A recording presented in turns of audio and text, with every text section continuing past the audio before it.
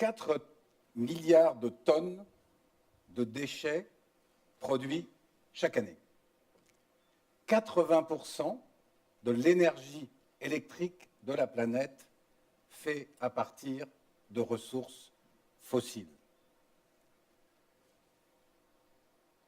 Le volume de déchets sur la planète augmente. Les gaz à effet de serre s'accumulent. Le réchauffement climatique s'accélère et la population mondiale augmente.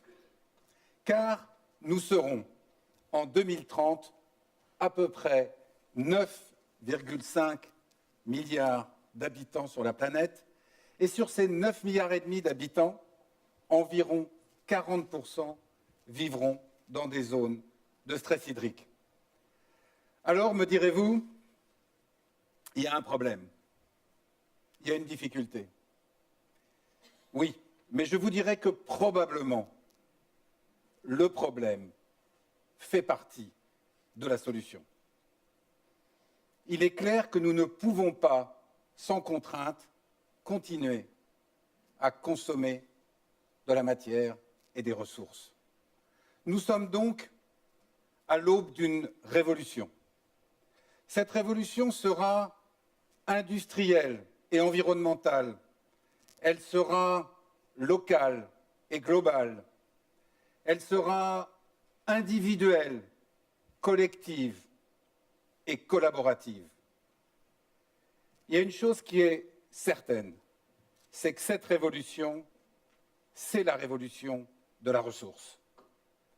Car je suis convaincu qu'on ne peut pas continuer à extraire, à consommer, à jeter, alors que je pense qu'il faut au contraire essayer de préserver, essayer de valoriser et de pérenniser. C'est ça, la révolution de la ressource, c'est ça, passer d'une économie linéaire à une économie circulaire. Je vous le disais à l'instant, il est clair que nous sommes face à une réalité et en même temps à une contrainte. C'est la contrainte d'un monde fini. Et donc la révolution que nous devons inventer, elle doit être une révolution à la fois circulaire, concrète, collaborative. Collaborative, ça veut dire que nous, les citoyens, nous, les entreprises, nous, les pouvoirs publics, nous devons travailler ensemble pour essayer de trouver des solutions ensemble. Elle doit être concrète. Ça veut dire que les solutions que nous trouvons, il faut qu'elles soient basiques, il faut qu'elles soient pragmatiques, il faut qu'elles soient simples.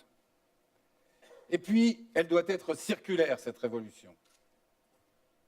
Ça veut dire qu'il faut très certainement déconnecter la création de richesses de la consommation de matières premières. Je suis convaincu que, quelque part, il faut inventer des matières premières secondaires. Je pense aussi qu'il faut donner un prix à la matière. Ça pourrait être, par exemple, le prix du carbone. En tous les cas, si nous voulons préserver, valoriser, pérenniser, c'est exactement ce que les solutions que nous devons trouver pour l'avenir. Et je vais vous donner un certain nombre d'exemples. Valoriser, par exemple, pour commencer, l'une des 3 idées maîtresses. Valoriser les ressources. Valoriser l'eau, par exemple. Valoriser, c'est quelque chose que Suez Environnement connaît très bien. C'est un cœur de métier. L'eau, c'est quelque chose que je connais très bien. J'ai commencé ma carrière dans l'eau. Valoriser l'eau, qui est une matière, qui est une ressource fragile, rare, mais vitale, c'est quelque chose d'essentiel. Et d'ailleurs, avec la problématique de la rareté de l'eau, nous trouvons finalement un excellent exemple de la problématique générale de la rareté de la ressource, car il faut à la fois gérer sa rareté en qualité et sa rareté en quantité.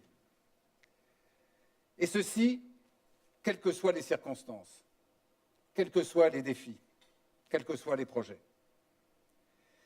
Laissez-moi vous illustrer mon propos par un projet que j'aime particulièrement.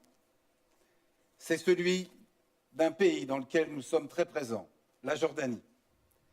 La Jordanie, c'est un pays semi-désertique, c'est un pays de 6 millions d'habitants, c'est un pays dont la population a considérablement augmenté à cause des conflits, vous le voyez sur la carte, dont il est entouré, que ce soit le conflit palestinien, irakien ou syrien.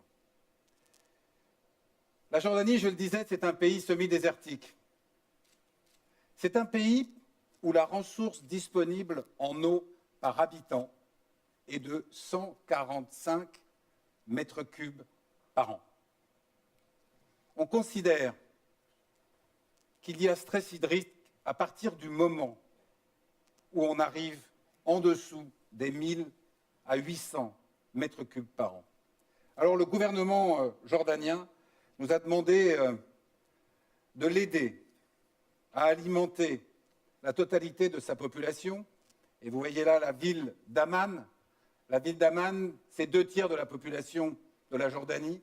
La ville d'Amman se situe à 1200 mètres d'altitude. Et donc nous avons fait 2 projets dont j'aimerais vous parler dans l'alimentation en eau. Le premier, qui consistait à capter des sources salines qui se trouvent au bord de la mer Morte, de les traiter, de les dessaler, de les remonter jusqu'à Amman, 1200 mètres. N'oubliez pas que la mer Morte est à -400, donc il faut les remonter à 1600, et grâce à ça, alimenter des quartiers qui, au préalable, n'avaient pas d'eau. Le deuxième grand projet que nous avons accompagné avec le gouvernement jordanien, c'était celui qui consistait à créer un grand tuyau que nous gérons aujourd'hui de 325 km de long, qui amène de l'eau depuis la frontière, j'allais dire, entre l'Arabie saoudite et la Jordanie. Ce sont des nappes phréatiques fossiles qui sont pompées et qui sont ramenées vers la capitale. 2 actions majeures qui ont permis de donner et d'assurer l'alimentation de la ville d'Amman. Je voudrais aussi vous parler d'un projet très intéressant que nous avons fait, qui était la réutilisation des eaux résiduaires. Dans un pays où il n'y a pas d'eau, les eaux résiduaires, leur traitement est essentiel. Il est essentiel pour l'agriculture, il est essentiel aussi pour l'alimentation des barrages qui se trouvent en contrebas de la ville d'Amman.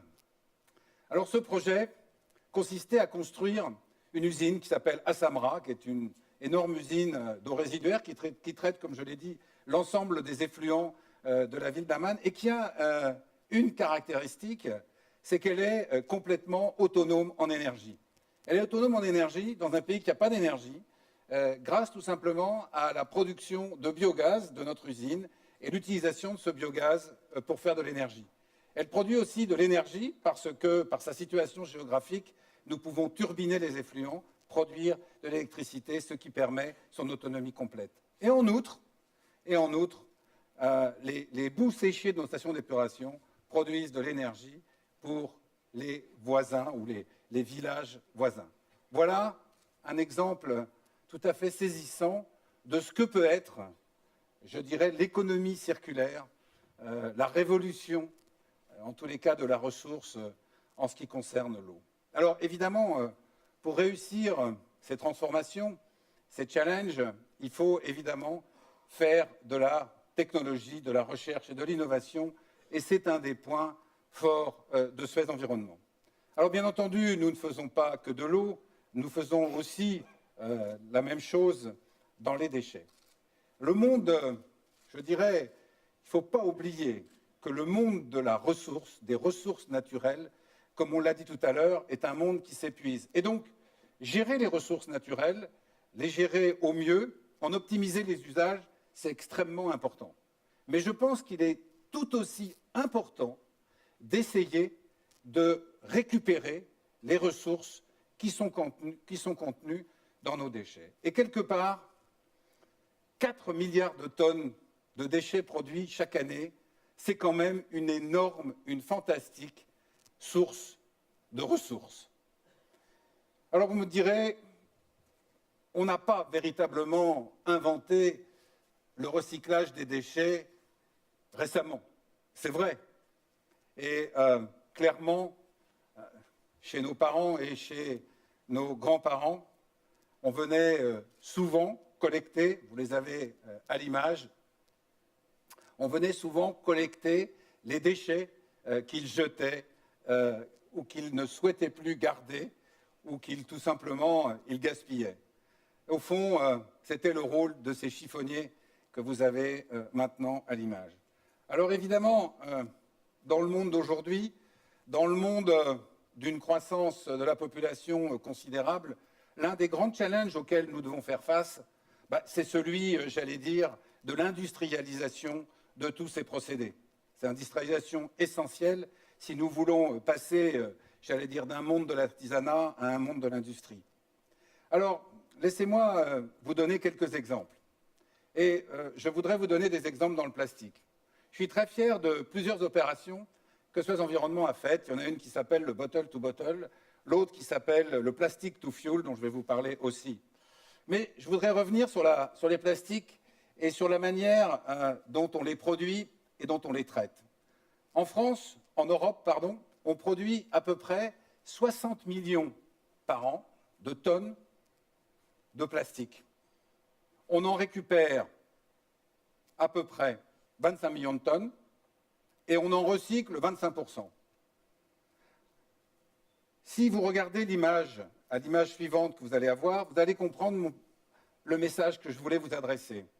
60 millions de tonnes de déchets, ça représente l'équivalent de 2 mètres de déchets de plastique sur la totalité de la superficie de la ville de Paris. Il faut quand même redire que lorsque on réutilise des plastiques, on consomme de 80 à 90% de moins d'énergie que quand on fait des plastiques vierges. Il est donc extrêmement, à mon avis, important à l'avenir d'essayer de collecter, comme je l'ai dit, et de traiter ces plastiques. C'est pourquoi nous avons fait 2 choses récemment extrêmement intéressantes. Suez Environnement a créé un laboratoire des plastiques, on l'appelle Plastic Lab. Plastic Lab, c'est un laboratoire dans lequel nous essayons de caractériser, d'analyser, de comprendre les plastiques recyclés que nous recevons et par lequel nous essayons de trouver les solutions qui permettront à nos clients de les réutiliser. Deuxième exemple intéressant, celui du bottle to bottle, qui consiste à refaire des bouteilles de plastique à partir de bouteilles de plastique usagées, et puis celui du plastic to fuel. Nous avons une unité qui est aujourd'hui à Bristol, en Angleterre, et cette unité, elle fabrique du pétrole, exactement du gasoil que l'on peut mettre dans sa voiture à partir de plastique. Et vous voyez, avec 1 kilo de plastique, on peut faire 1 litre de gasoil. Tout ça pour dire que le recyclage des plastiques, c'est quelque chose tout à fait important. Et finalement, il est possible de construire, de produire, de fabriquer des nouveaux produits avec des produits qui sont issus des déchets.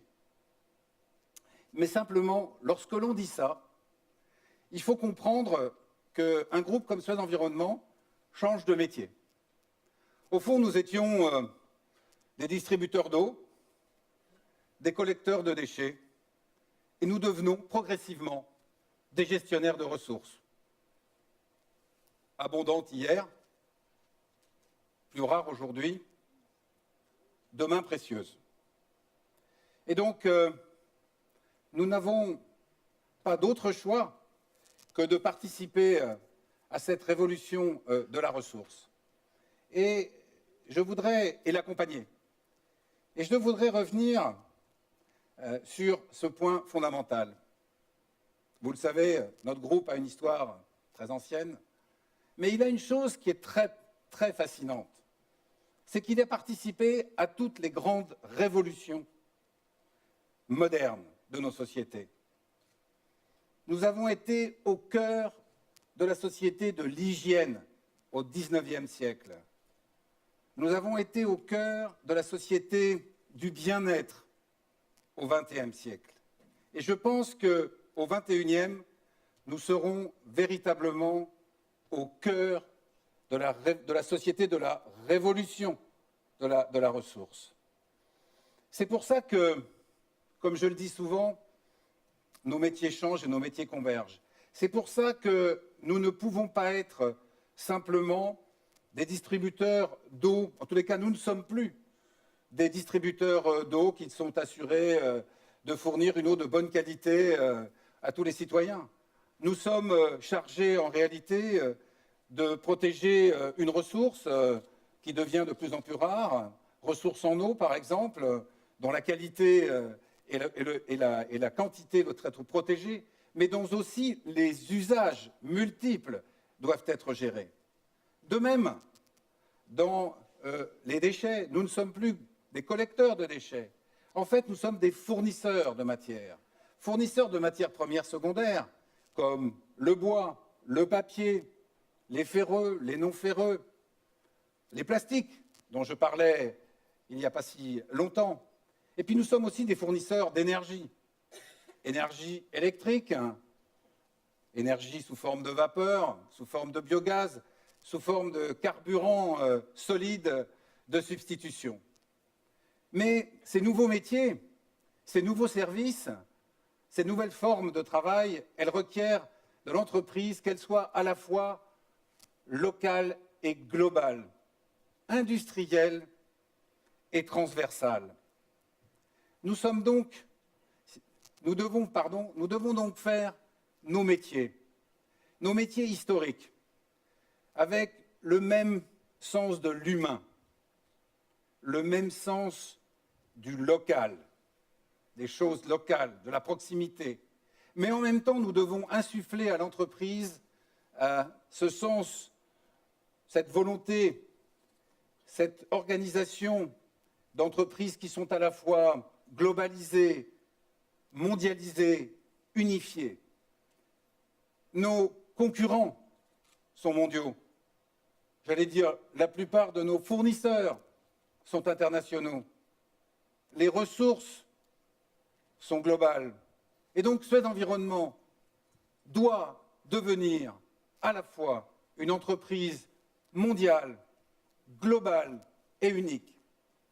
C'est pourquoi, hier, nous étions Lyonnaise des Eaux, nous étions Safège, nous étions Agbar, nous étions De Grémont, nous étions Cita. Et aujourd'hui, nous convergeons, nous fédérons toutes ces marques vers une marque unique. Et cette marque unique, c'est l'expression symbolique de la volonté de Suez Environnement d'accompagner, d'anticiper la révolution de la ressource.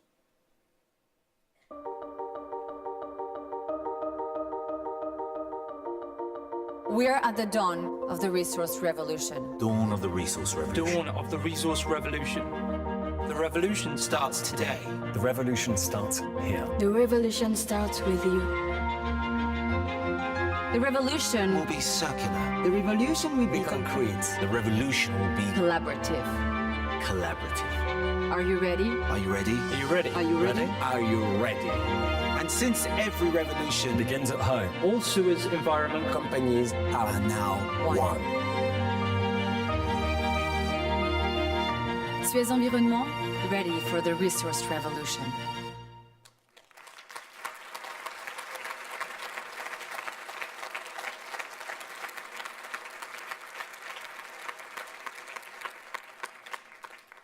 je dois avouer que je le trouve très beau. S'il y a une chose dont je suis sûr dans cette révolution de la ressource, c'est qu'elle est absolument nécessaire pour l'humanité et qu'en même temps, elle est une formidable opportunité pour l'entreprise. Comme vous le savez, cette année, à la fin de cette année, le monde entier sera à Paris. Le monde entier va discuter de l'évolution du climat. Et j'espère, je pense, que des décisions seront prises qui permettront de limiter l'augmentation de la température à l'horizon 2100 à 2 degrés. Mais quelle que soit la force des décisions que les États prendront, je suis aussi convaincu qu'ils ne pourront prendre que des décisions incomplètes, peut-être même imprécises. Il nous revient donc à nous, les entreprises, de se fédérer et d'agir pour impulser cette révolution de la ressource. Je suis convaincu que si nous savons protéger les ressources, si nous savons valoriser nos déchets, alors nous saurons pérenniser la révolution de la ressource. Notre histoire, nos métiers, nos savoir-faire, tout nous pousse à être un acteur fort de cette révolution qui arrive. Merci.